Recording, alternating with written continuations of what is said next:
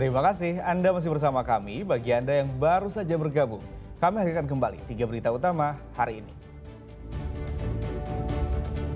Terlibat cekcok mulut dengan istrinya, seorang pria tewas dibunuh adik iparnya di Sumedang. Diduga menderita gangguan jiwa, seorang pria di Purwakarta mengamuk dan menganiaya belasan warga menggunakan senjata tajam.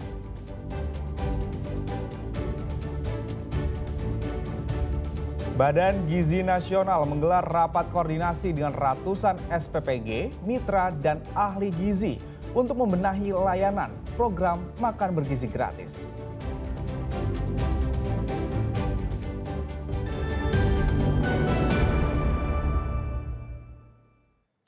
Ratusan warga menyerbu gerakan pangan murah dalam acara Cilengsi Fest 2025 yang berlangsung di kawasan Medland Transyogi, Kecamatan Cilengsi, Kabupaten Bogor.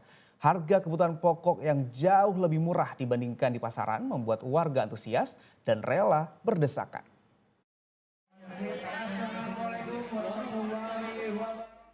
Warga terutama kaum ibu rela antre untuk mendapatkan sembako murah di kawasan Medland Transyogi, Cilengsi, Kabupaten Bogor. Gerakan sembako murah dilakukan bertepatan dengan acara Cilengsi Fest 2025. Panitia menyelenggarakan gerakan pangan murah serta bazar UMKM dari berbagai desa untuk membantu warga. Pangan murah diserbu warga karena harga lebih terjangkau dibandingkan harga di pasaran. Apalagi saat ini harga sembako terus melambung. Di sini telur dijual dengan harga Rp26.000 per kilogram, lebih murah dari pasaran yang mencapai Rp30.000 per kilogram. Harga beras kemasan 5 kg juga murah, dibanderol Rp60.000, sementara di pasaran umumnya mencapai Rp75.000. Minyak goreng juga dijual murah, Rp16.000 per liter, lebih murah dari harga di pasaran yang mencapai Rp19.000 per liter.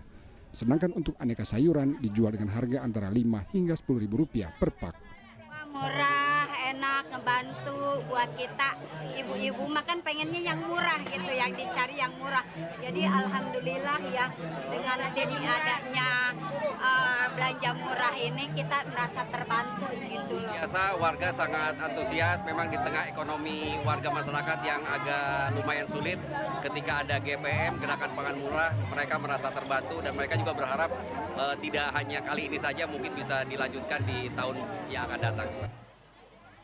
Cilengsi Fest 2025 diharapkan menjadi ajang untuk memperkuat perekonomian lokal, sekaligus menjadi tempat bagi warga untuk mendapatkan kebutuhan pokok dengan harga terjangkau. Asep Solihin melaporkan dari Kabupaten Bogor.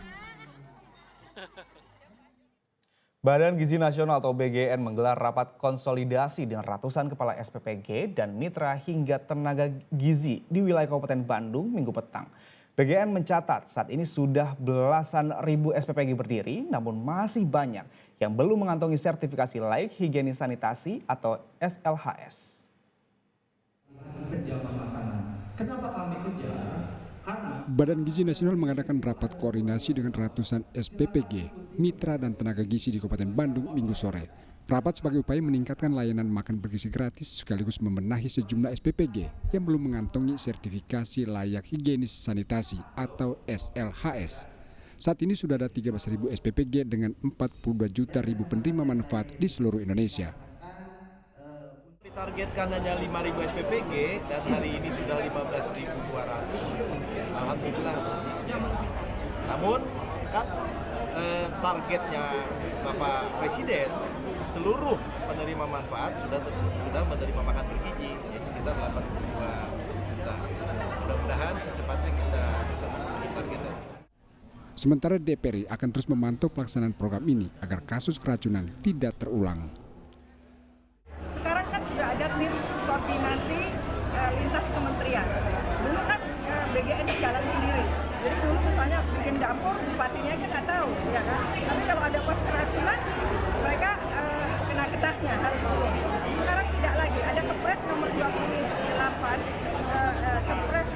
Kepres nomor 28 tahun 2025 ini yang baru keluar, itu adalah mengenai tim koordinasi. Tim koordinasi itu diketuai oleh Pak Julhas, Menko Pangan, dan ketua hariannya saya sendiri. Sertifikasi bagi seluruh SPPG menjadi pekerjaan rumah besar bagi Badan Gizi Nasional agar program unggulan Presiden Prabowo Gibran tetap berjalan menjelang perayaan Natal dan Tahun Baru. Muhammad Abbas melaporkan dari Kabupaten Bandung. Sengketa lahan sekolah SMPN 1 Babakan Cikau Purwakarta yang digugat ahli waris pemilik lahan memasuki babak baru. Usai 2 kali kalah di persidangan, pihak sekolah akhirnya memenangkan kasus ini di tingkat kasasi.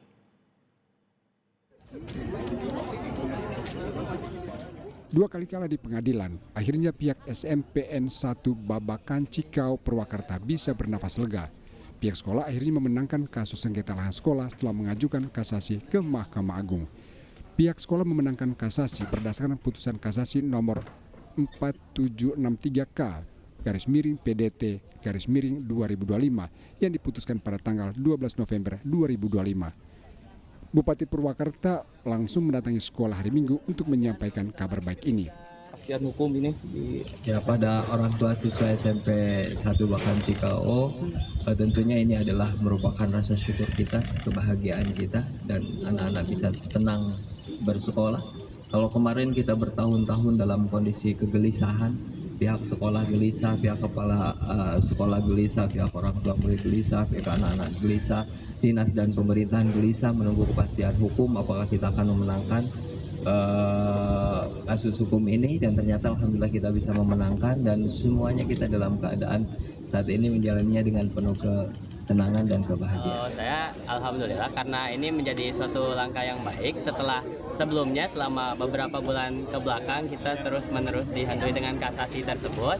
Namun setelah dimenangkan, jadi para siswa bisa belajar dengan tenang dan tahu kalau sekolah ini akan tetap berdiri di sini sampai kapan. Untuk mencegah adanya kasus serupa, Pemkab Purwakarta berjanji memperbaiki sistem administrasi dan penguatan dokumen-dokumen kepemilikan untuk lahan milik Pemkab Purwakarta. Sebelumnya sebanyak 12 warga keturunan almarhum Haji Kartim bin Saipan menggugat lahan seluas 8.200 meter persegi yang ditempati SMP Negeri 1 Babakan Cikau Purwakarta. Pengadilan di tingkat pertama dan banding memenangkan para penggugat.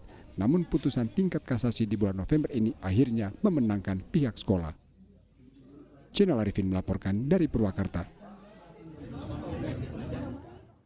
Gerombolan monyet membahayakan pengendara di kawasan Soreang, Kabupaten Bandung. Bahkan pengendara jatuh karena kehilangan kendali lantaran ketakutan. Gerombolan monyet ini melintas di jalan raya dan masuk ke pemukiman sehingga meresahkan warga.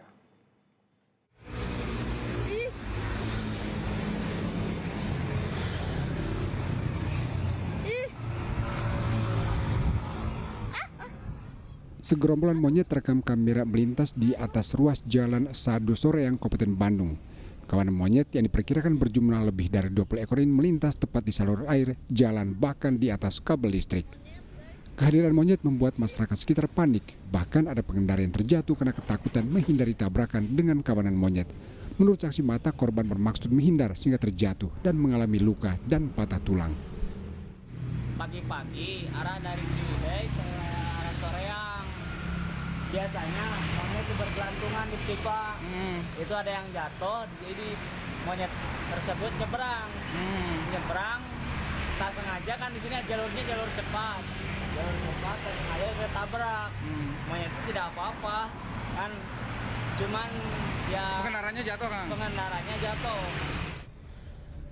Kehadiran monyet dalam jumlah besar merupakan yang pertama terjadi pada 14 November lalu. Diduga kawanan monyet ini kelaparan untuk mencari makan di permukiman. Membahayakan yang nyebrang aja, itu mah yang lewat motor. Yang paling yang rusaknya kenteng-kenteng rumah, yang seperti rumah itu, kenteng jatuh, kolong. Warga dan aparat wilayah setempat berharap pemerintah daerah maupun BKSDA bisa memberikan solusi agar gerombolan monyet tidak masuk ke permukiman. Muhammad Abbas melaporkan dari Kabupaten Bandung.